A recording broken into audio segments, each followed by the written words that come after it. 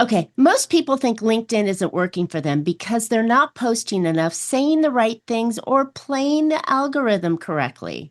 That's rarely the real problem. The issue is that almost always it's their connections.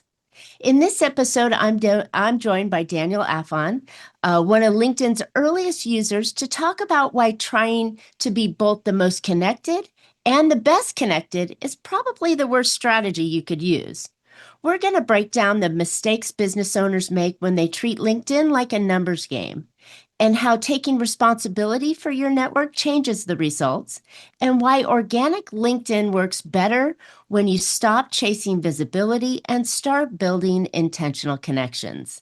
So if LinkedIn feels noisy, overwhelming, or like it should be doing more for your business, this conversation will change how you approach LinkedIn. So join us on Profit with a Plan podcast.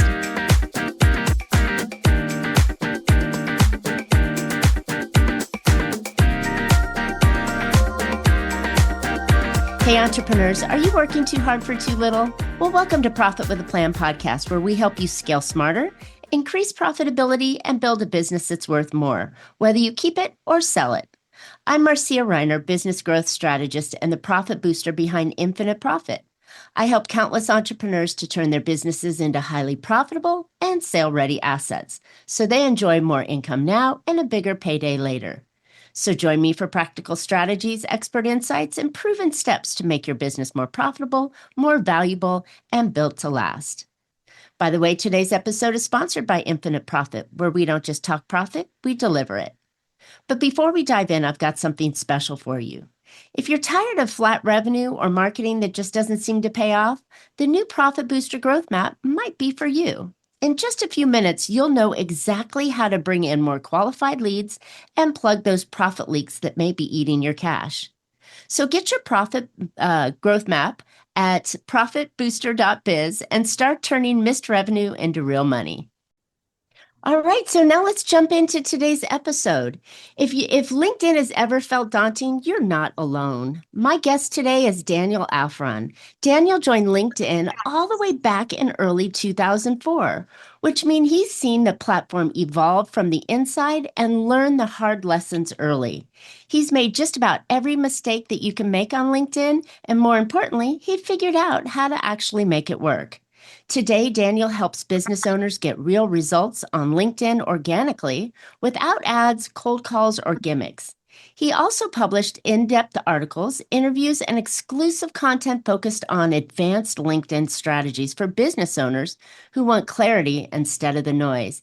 Daniel, welcome to Profit with a Plan podcast. I'm so excited to have you on today. Well, see, what an amazing intro. Thank you very much for having me on Profit with a Plan.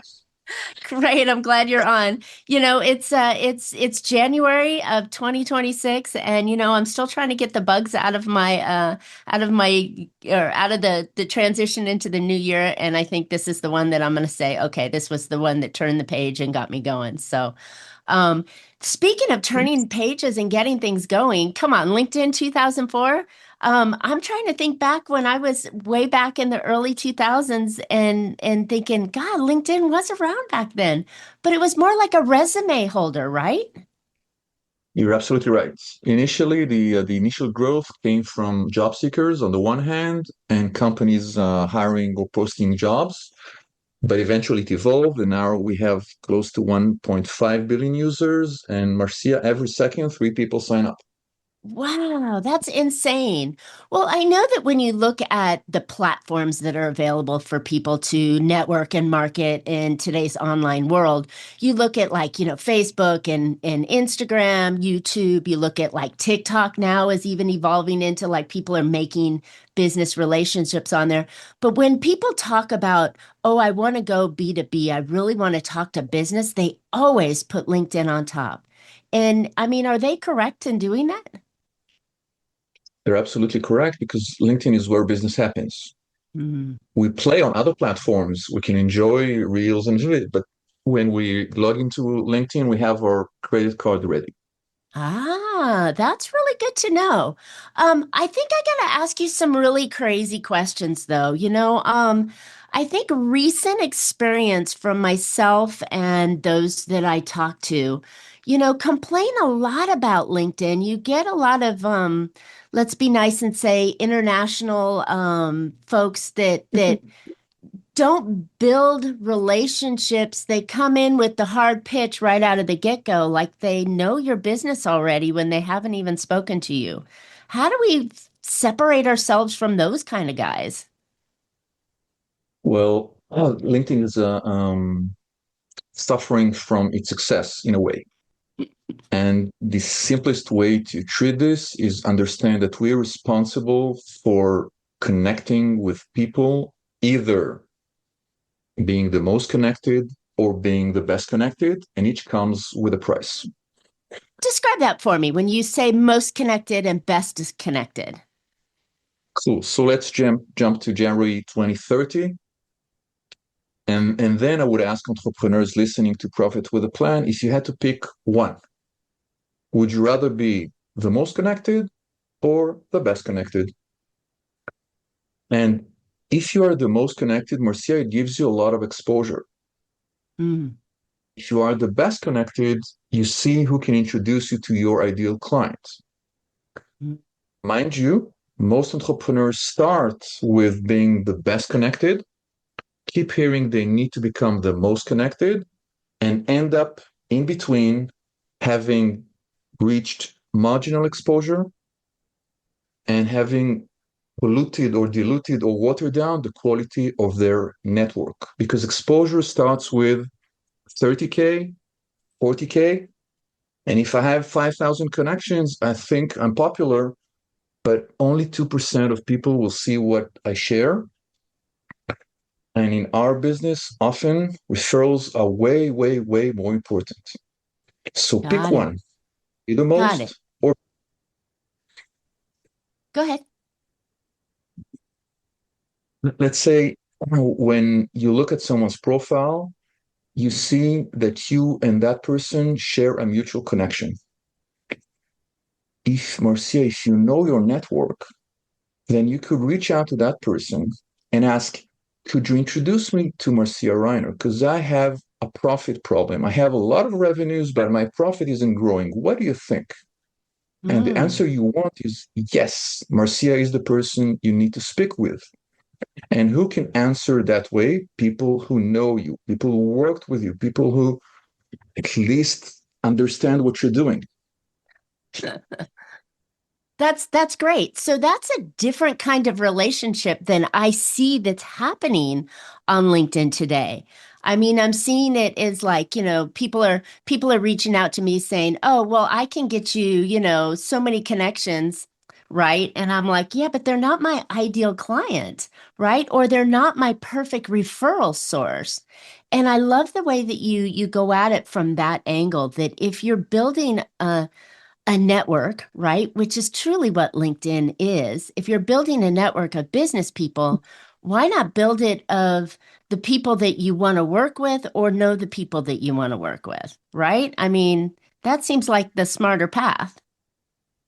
It is. It's a simple decision, but the more you wait, the higher the price you'll pay. Got it. So I encourage listener to make a decision. On your latest newsletter, I'd like to read something from it. Oh, More clients increase delivery pains. Growth does not cause this problem. Growth reveals them. I love. I wonder who Just wrote the that. sooner I it's like it. profound. It's simple but profound.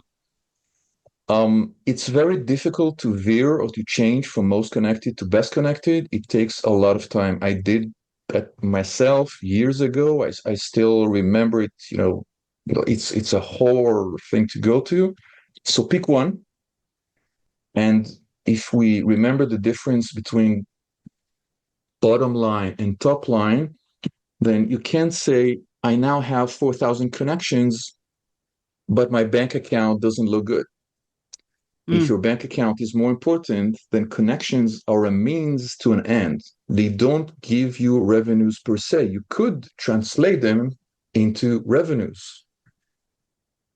Yeah, very much so like the people that get the likes and the thumbs up and the follow me, but really truly on other platforms, it's the engagement that you get. It's someone who responds to your post and that you can start to have a conversation with that actually turns into business. So those fake likes and oohs and hearts and all those funny things that people go after are useless when you're trying to build a network for business purposes, which a lot of us are, right? And I think that's the best thing. So thank you for breaking down the difference between most connected and best connected, right? So that way we can go in and say, well, I want to be connected more with people that are apt to be my clients or know my clients. That can be referral partners and introductions to. I love it. So let's talk about content, if that's okay, because it is another platform that people use to post stuff, right? And as you kindly shared a piece from one of my newsletters that go out weekly, where do you think the value lies? Because it's not in dancing pictures, and it's not in buy my stuff ads, right? There's a place in between. Absolutely. Could I make life simpler for Profit Of with a Plan course, listener? please. Cool. So let's take an example. Say I reach out to you because I'm a podcast host and I get a lot of downloads, but I don't see an increase in my profit. So the content I would advise that person to start considering sharing, the content that works best on LinkedIn is top of funnel, educational, and evergreen. Mm. So let's say you're helping someone launching a podcast. You know the questions they struggle with. Should how can how can I could I ever have 400 episodes like Marcia has? I don't have the bandwidth to do it. Should I post daily? Should I have an episode every week? Should I use that gear? And if you think about the questions people are asking themselves and you provide them with an understanding of the first steps, maybe Marcia, you help them take a baby step from point A. I can never do this into point B. That's possible, but I don't know how to do it. Mm. And if you help them move from point A to point B, now they're discovering that there's a whole point C out there and you could help them get there. But we start by helping them understand the environment and where to start. So top of funnel, educational, evergreen, Love it. not buy my program, not jumping to a strategy call, but helping our ideal clients with the questions they're asking themselves. Mm. I love it. I've always been a value-driven um, content person, right? So everything that I want to do is always, like you said, moving from point A to point B. And I think that's a real great tool because I'm giving them something first, right? They're falling in love with me because I've given them one or two or three really powerful ideas, and they're like, hey, maybe Daniel has more ideas that I can get with and shorten my path on where I'm trying to go. And I love that idea. But, oftentimes I see people on LinkedIn make announcements of, oh, our company is, proud to, have John join us today. Or we've sold this many properties, or, I mean, they start using LinkedIn kind of as a bragging platform about how good or great they are, rather than adding something of value that maybe someone would see, or, oh, I started a new job. And they get a lot of comments that way, but that's not necessarily providing them the value that they're looking for. Hey, quick pause here. If you've ever wondered what your next smartest move should be to grow your business, well, I've built something for you. It's called the Profit Booster Growth Map. It takes only about 2 minutes, it's totally free, and it shows you exactly where you're leaving money on the table and what to fix first. Go grab it for free at profitbooster.biz/growth map. Then come right back to the episode. You're absolutely right. And imagine I would see a post saying that we sold a gazillion properties and I'm a realtor. So what I look at this and I say, okay, that's amazing, but I could never identify with that person. They're too perfect.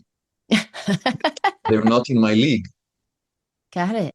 And one of the paradoxes is that if we show our vulnerable side, Mm. the mistakes we've made, the failures we had, then people can look at us and say, hey, I could relate to that.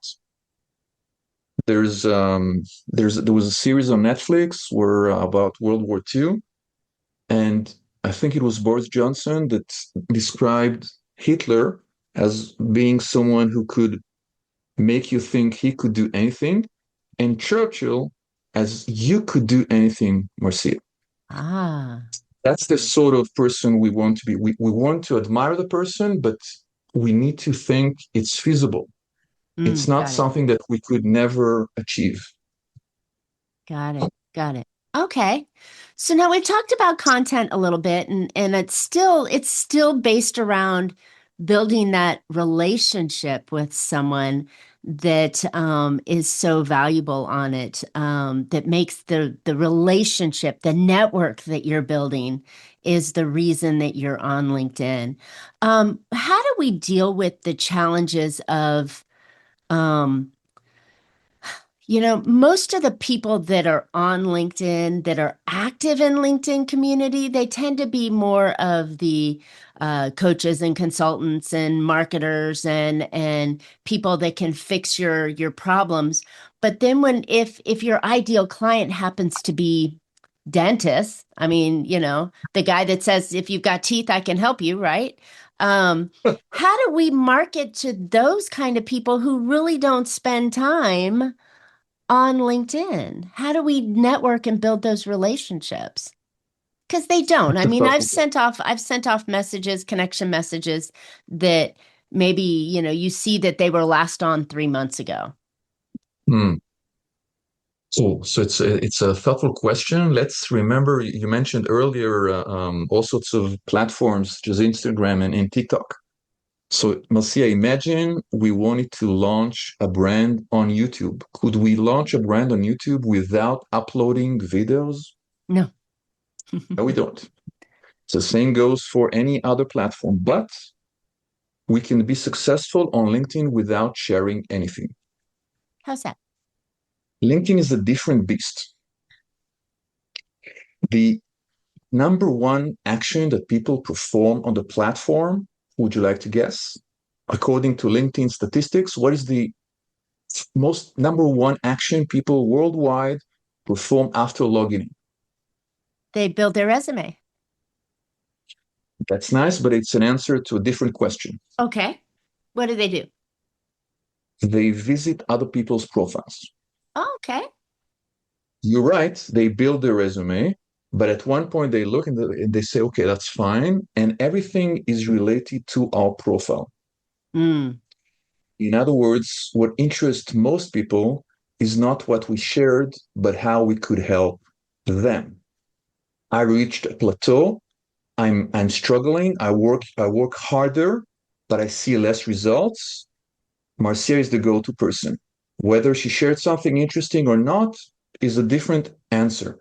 So Hmm. instead of you recently released an episode and you describe the fact that sharing more is not necessarily the right answer. I think we don't have to share a lot on LinkedIn because most of our network is not that interested in seeing what we have to share. Ah, okay. What happens is that if I remember that if you first time you share something, I will check it out and I'll say, wow, that's amazing. The second time, if I already understand what it is, then I will develop a blindness to Oh. your content. And at one point, I might develop a blindness to your name. Ah, Because interesting. if someone hijacks our feed, then we're no longer interested. We're not looking forward to see the fifth epiphany that person has shared today. And once we become blind to that person's content, we may unfollow them either mentally or physically on a LinkedIn platform. And then it's like Hotel California. You can check out, but you can never leave. There is no way someone wakes up in the morning and say, I want to see more. How can I see that person's content? Think before you share. Why are you sharing? Is Interesting. it really interesting to your network? Who are you connected with? Uh-huh. Maybe the answer is yes. Go ahead. If you're not sure, then you don't have to do it. Maybe sending that piece of content to one person can strengthen your relationship with that person, Got it. and that could result in better profitability than sharing 24/7. Got it. And I think the difference between LinkedIn and other feeds, other platforms, is that it's in this long feed, right? And unless you're active on that feed, you don't often see everything else that's out there, that's available for you to see. It's very specific in what it delivers to you. So your feed from 9 o'clock in the morning could be lost by 9:05, right? You're absolutely right. And some people don't scroll their feed at all because they have Exactly. a trigger, like someone sent them a connection request, they would accept that connection and check the feed for a second, and then they would move on. Mm. So we're trying Interesting. to share more and become more visible, but we're shooting ourselves in the foot more often than not. That's really powerful, Daniel, because it is not like the TikToks and the Instagrams and the Facebook and everything else out there where more content is better and people are actually out there posting sometimes 5, 6 times a day. If it doesn't work like that on LinkedIn. And if we go back to the original start of this conversation, it's about making connections and building a network. So what I'm hearing from you and the big aha light that has popped on that I think is fantastic is that we should be building connections on LinkedIn, not posting content necessarily, and then developing those connections by saying, "Hey, how can I help you? Do you know so and so that you would possibly introduce? Could we meet so we could get together and understand who you are, who I am?" I mean, am I on the right path at what you're saying that this is the real purpose for LinkedIn? 100%. If you have 50,000 followers, then sharing content becomes more interesting. Sure. But if you only have a few thousand, don't sweat it. There's It's better not play. worth it. There's better things to do with your time, right? Absolutely. Even just checking our notification, and if we are connected with people we know well, then let me ask you a question. When we check our notification, say instead of today, I would check my notification on December the 8th, and I would notice a certain lady birthday, yours. So that means I could reach out to you, leave the LinkedIn platform. The biggest secret is when to leave the LinkedIn platform. LinkedIn reminded me that you had the birthday, but now is the time to switch into email and ask you how you've been and invest 45 whole seconds in asking you a question that would help you and your business.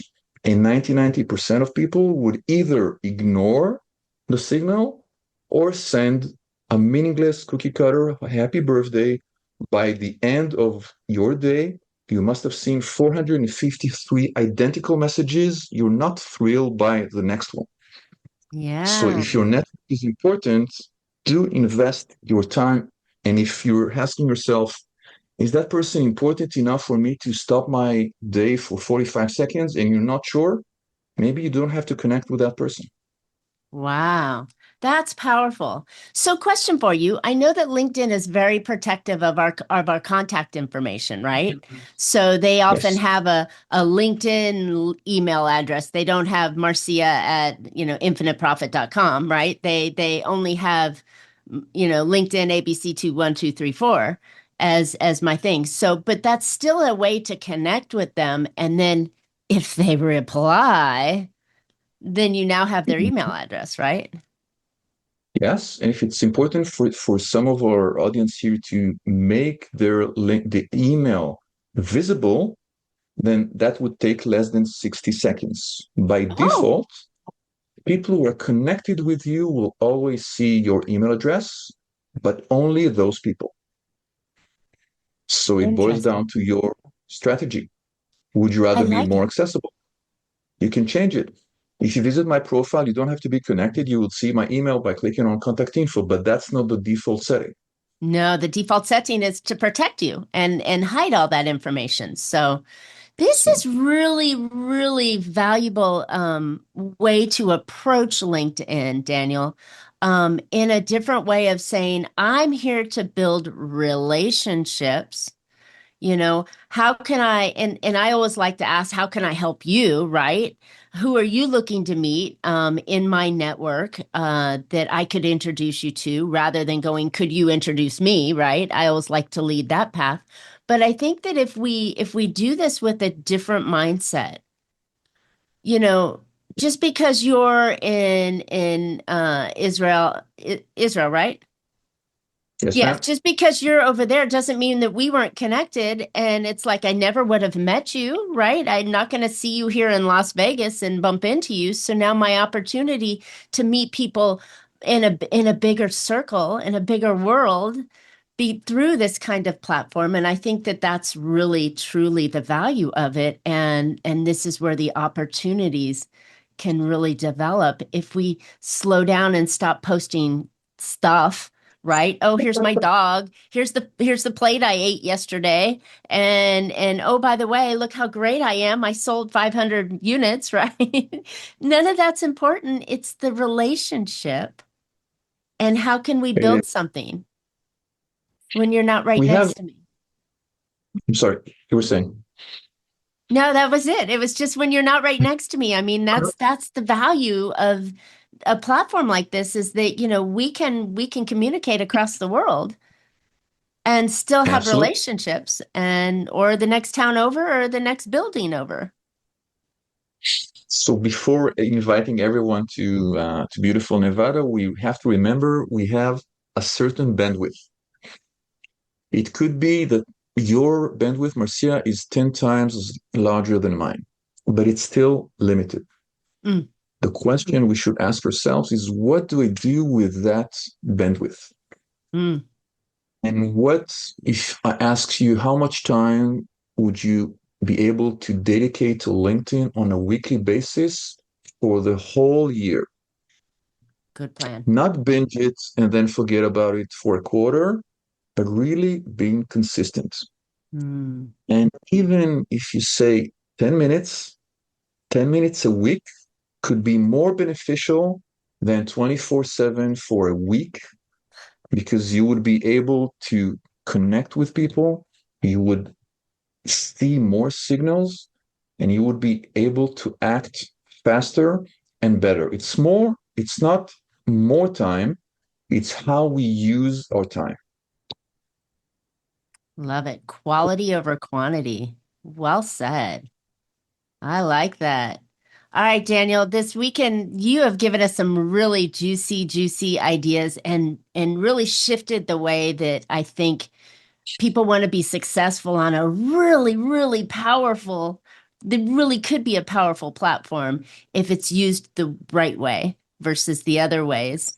How can listeners find out more about you and how they can improve their ROI of their investment into LinkedIn?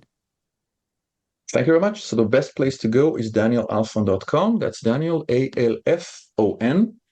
And just mention that you were listening to Profit with a Plan and you have a question. You can see downloads or book a one-on-one or jump on a call. And I look forward to hearing from you. I love it. I love it. Okay, because that's really, really powerful. I mean, again, if Daniel's been on since what, 2004, listeners, He probably has a pretty deep, high quality network, especially if he's, eating his own advice, right? And has really developed a powerful group of people that he knows and are opportunistic for relationships and so on. That sounds like a pretty powerful person to put on your to-do list and get to know list. So I would encourage you to reach out to Daniel and get to know him, see how you might be able to help him and he might be able to help you. So perfect. All right, listeners, thanks for tuning in today. I hope you picked up some valuable insights and actionable ideas that'll help you make your business more profitable. And I know LinkedIn is a really powerful network when used properly, unlike how often we see these hits from people that we don't know. So all right, but before you go, if you're ready to bring in more of the right clients and keep more of what you earn, go grab your free Profit Booster Growth Map. It'll pinpoint your top 3 growth revenue moves and stop profit leaks fast. Go get yours anytime at profitbooster.biz. And don't forget to subscribe. You don't want to miss future shows. You can always find Profit with a Plan on any of your favorite podcast platforms. We're looking forward to sharing more profitable strategies on next week's show. So until then, make your plans and profit with them. Thank you so much, Daniel. Thank you very much, Marcia.